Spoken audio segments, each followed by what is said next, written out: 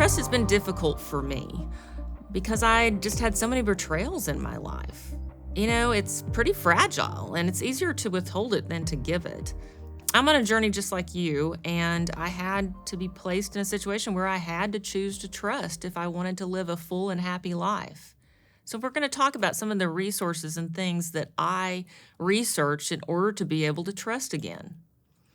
Trust is defined in the dictionary as a hopeful reliance on the fidelity, integrity, or ability of another person or a thing. It's choosing to be vulnerable. Distrust assumes that what's important to you is not safe with somebody else. To understand trust, you sort of have to look at your history.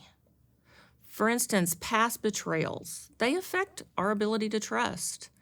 You worry that you're going to make the same mistake again or that someone's going to hurt you in the same way again. New relationships, especially intimate ones, bring up all sorts of ghosts from the past that come into the present, and they may not be real. You get triggers of memories. It's like you open up a file called trust, and inside it are the pages of pain that happened in your history.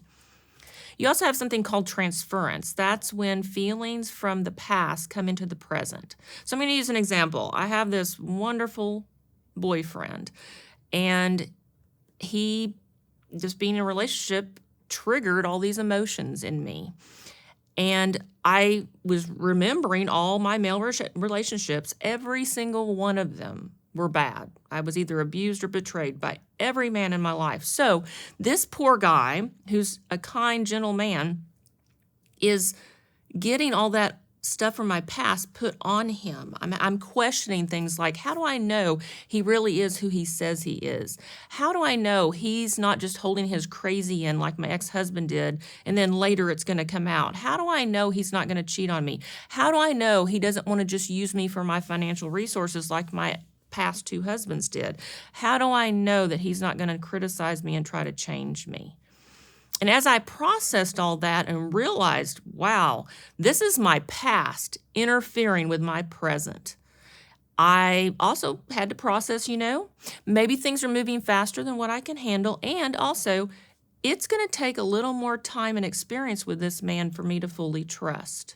Sometimes unrealistic expectations can cause distrust. We sort of set ourselves up because we think if nobody should ever disappoint us, then when it happens, we feel like we've been victimized and we don't trust anybody anymore. Whenever that's an unrealistic expectation, nobody can be perfect. Disappointment, pain, and hurt are going to happen, and people are going to make mistakes. You can't assume that somebody's going to meet all your needs all the time either. When you do that, you're setting yourself up for disappointment. So how does trust manifest in our life? If we don't have it, what does it look like? Well, when you don't trust people, you have a negative focus on others. You don't look at the good things about people. You look for the bad. You have difficulty working on a team or being a team player because you just don't trust anybody else to be able to do it as good as you or that they'll follow through. You're suspicious, you're jealous, you're always wondering what the person is doing whenever they're not with you or around you. You hold grudges. You might smother other people. You might have a needy personality, or you may just choose not to be in a relationship because you fear abandonment and rejection. So how do we trust again? Well, I had a heart-to-heart one time with a friend, and she said to me, your attitude about men is just terrible. You are overgeneralizing. You are being really unrealistic. She looked at me and said, have you ever known a good man? And I had to think. I thought, well, no, I haven't actually. And she said, well, do you think there are good men out there? I said, oh, yeah, I think my pastor's a good man. I think your husband's a good man. I've just never gotten to have an experience with one. She goes, there you go. So quit saying all men are bad and realize that they're good ones out there and start looking for them. That was pretty much a big shift in that perspective. I had never done that. So this book called Daring to Trust by David Richo talks about a process called the FACE process. And what this process is doing something with the person you're struggling to trust. You do it together. It helps you face your fears and face everything. So FACE stands for fear, attachment, control, and entitlement. So number one, Recognize your fear and process it with the person you're having the struggle trusting. Tell them, for instance, I'm worried that you might be unfaithful to me because everybody else has been unfaithful with me. And so that is something I struggle with, and I want you to know about it because it may explain some of my behaviors, and how can we work on that together? Number 2, evaluate your attachment. Are you manipulating? Are you being needy? In my past, I liked to manipulate with sex because that's what always worked for me. I shared that with my partner that I'm in a relationship with and said, I have a tendency to do this to try to make you happy with me or a man happy with me. And he now knows that, and he doesn't allow that to occur.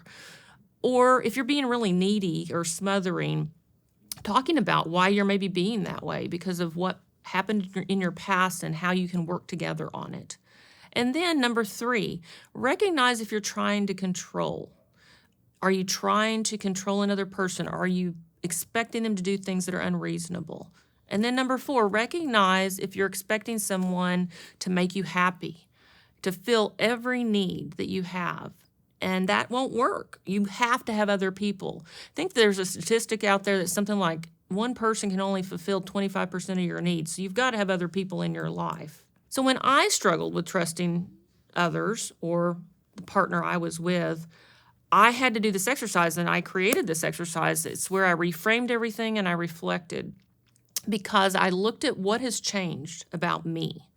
What's different now than back then whenever I had problems or was betrayed or I made bad decisions? How can I trust myself again? And then I looked at how is this other person that I'm having issues trusting different from the people that had betrayed me in the past. And then I looked at how are my circumstances different? What's different about my life now? So my example is this. I know for me how I'm different. I know how to process emotions. I know how to set boundaries. I know how to make good decisions with discernment. I was single for 8 years, so I know I can be by myself. I don't have that desperation mindset and feel like I have to have somebody to be with.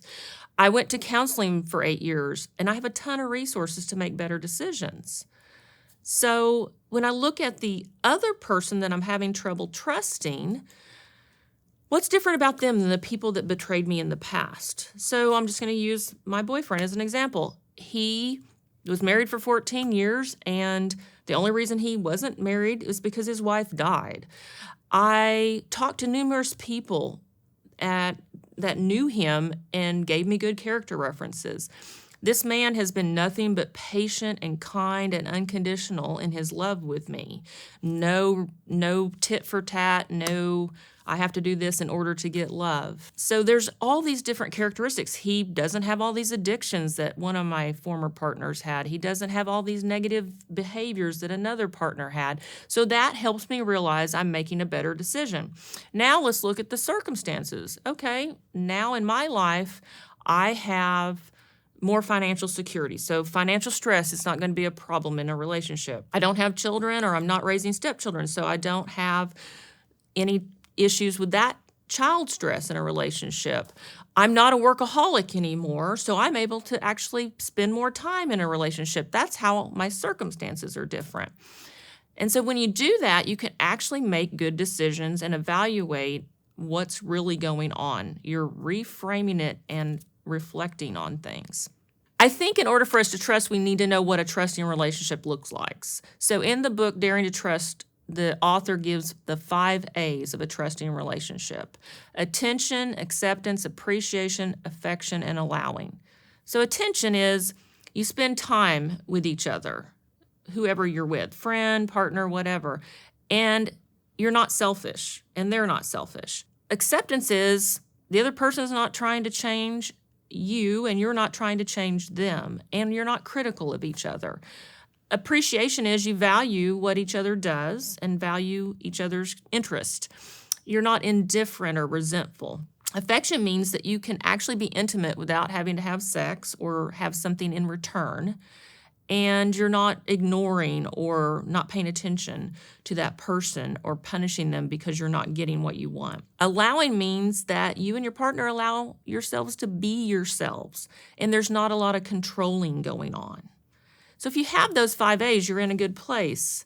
And if you look at the 6 characteristics of a person that is worthy, I guess, of your trust, these are described in the book as well. Those are selflessness, consistency with the 5 A's we just talked about. The person is consistent in their behavior.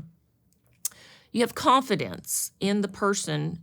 Whenever you leave, you know everything's going to be okay when you return together. You're not constantly worried about what's going on when you're not together. The person keeps promises. Regard for others in decisions. Person's not making decisions without you in regard. And when there's problems, you collaborate on them. A life without trust is fear-filled, and it's miserable for everybody that's in the relationship. We can learn from our mistakes. We can learn to make better decisions. You can learn discernment. You can choose to be vulnerable. You can refuse to let your past interfere with your present. And you can know that no matter what, even though there are some untrustworthy people out there in the world, there are plenty of trustworthy people in the world. Trust creates a future full of hope.